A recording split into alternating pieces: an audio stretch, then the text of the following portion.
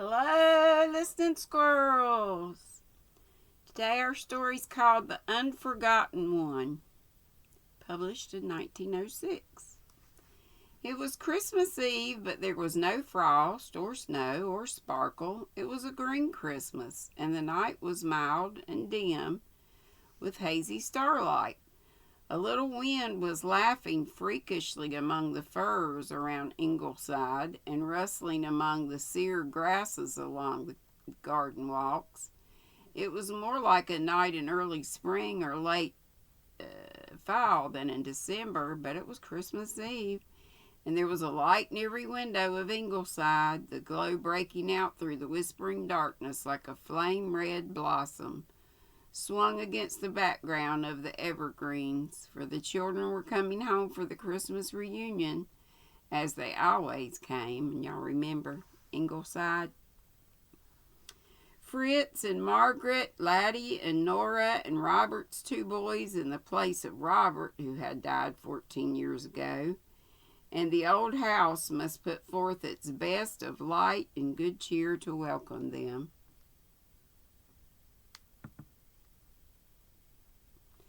Dr. Fritz and his brood were the last to arrive, driving up to the hall door amid a chorus of welcoming barks from the old dogs and a hail of merry calls from the group in the open doorway. "We're all here now," said the little mother as she put her arms about the neck of her stalwart firstborn and kissed his bearded face.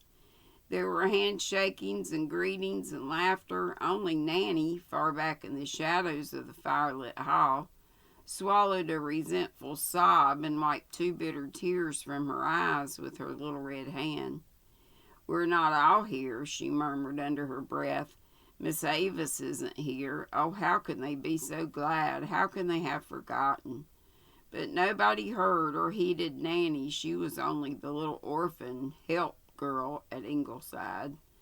They were all very good to her, and they were all very fond of her, but at the times of family reunions, Nanny was unconsciously counted out. There was no bond of blood to unite her to them, and she was left on the fringe of things. Nanny never resented this. It was all a matter of course to her. But on this Christmas Eve, her heart was broken because she thought that nobody remembered Miss Avis.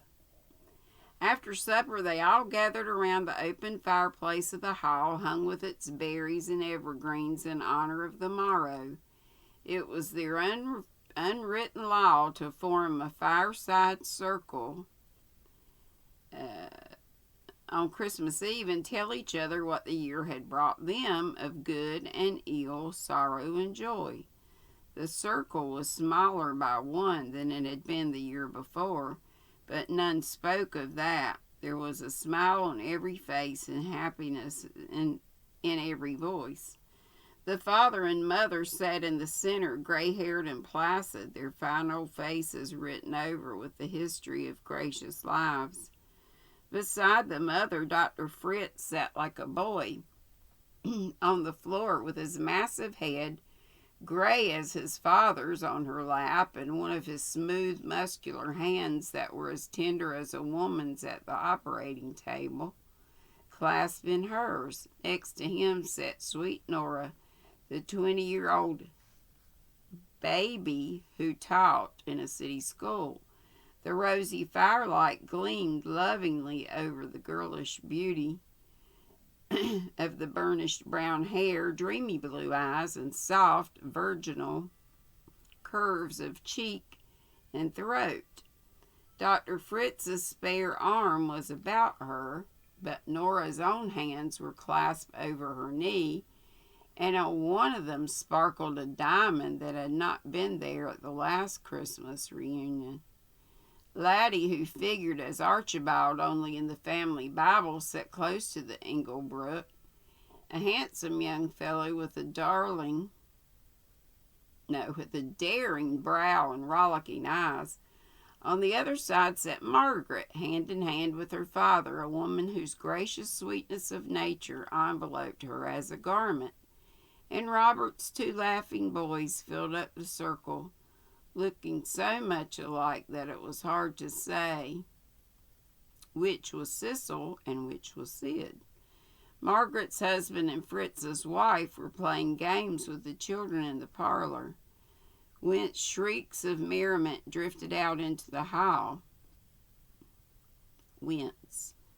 Nanny might have been with them had she chosen, but she preferred to sit alone in the darkest corner of the hall and gaze with jealous, unhappy eyes at the mirthful group about the fire, listening to their story and jest and laughter with unavailing protest in her heart. Oh, how could they have forgotten so soon? It was not yet a full year since Miss Avis had gone. Last Christmas Eve she had sat there, a sweet and saintly presence in the ingle nook. In the ingle nook. That doesn't make sense. If she sat there, a sweet and saintly presence in the ingle nook more, so it had almost seemed the center of the home circle than the mother and father, and now the December stars were shining over the grave, and not one of that heedless group remembered her, not one. Was her name spoken? Even her old dog had forgotten her. He sat with his nose in Margaret's lap, blinking with drowsy, aged contentment at the fire. "Oh, I can't bear it," whispered Nanny under cover of the hearty laughter which greeted a story Dr. Fritz had been telling. She slipped out into the kitchen, put on her hood and cloak, and took from a box under the table a little wreath of holly. She had made it out of the bits left over from the decorations. Miss Avis had loved holly. Miss Avis had loved every green growing thing. As Nanny opened the kitchen door, something cold touched her hand, and there stood the old dog, wagging his tail and looking up at her with wistful eyes, muting pleadingly to be taken care of. "So you do remember her, Jippy," said Nanny, patting his head.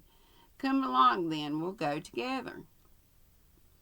They slipped out of sight. It was quite dark, but it was not far to the graveyard, just out through the evergreens and along a field by path and across the road. The old church was there with its square tower. I've been so sleepy out. I should have read earlier.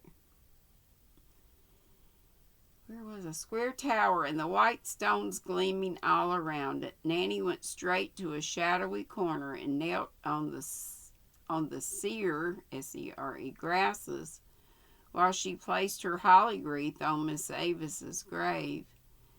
The tears in her eyes were brimmed over. "Oh, Miss Avis, she sobbed. "I miss you so, I miss you so. It can't ever seem like Christmas to me without you. You are always so sweet and kind to me. There ain't a day passes but I think of you and all the things you used to say to me.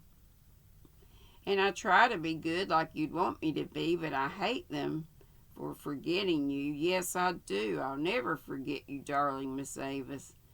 I'd rather be here alone with you in the dark than back there with them." Nanny sat down by the grave. The old dog lay down by her side with his forepaws on the turf and his eyes fixed on the tall white soft marble. It was too dark for Nanny to read the inscription, but she knew every word of it. Oh my gosh.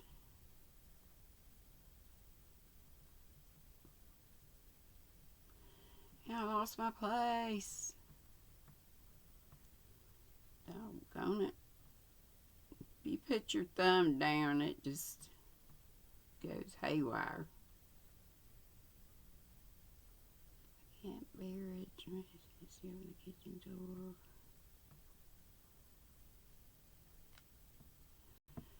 sorry about this. Mm. Mm-mm-mm-mm-mm. Hate them for forgetting you, so I'll never forget. I'd rather be here alone with you in the dark than back there with them. Nanny sat down by the grave. The old dog lay by her side with his forepaws on the turf and his eyes fixed on the tall, white marble shaft. It was too dark for Nanny to read the inscription, but she knew every word of it.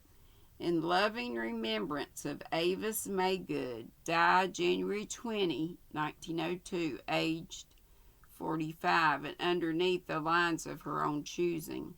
Say not good night, but in some brighter clime, C-L-I-M-E, bid me good morning. But they had forgotten her. Oh, they had forgotten her already. I'm going to have to stop right there. I'm so sorry. And if I'm almost at the end, I'll try to read the next story. Yeah, it's not that much more. But I just can't. My eyes are closing up. Sorry, only 11 minutes. But you have playlists. Love y'all. Do something Christmassy. Be sweet. Don't be ugly. Love you. Bye-bye.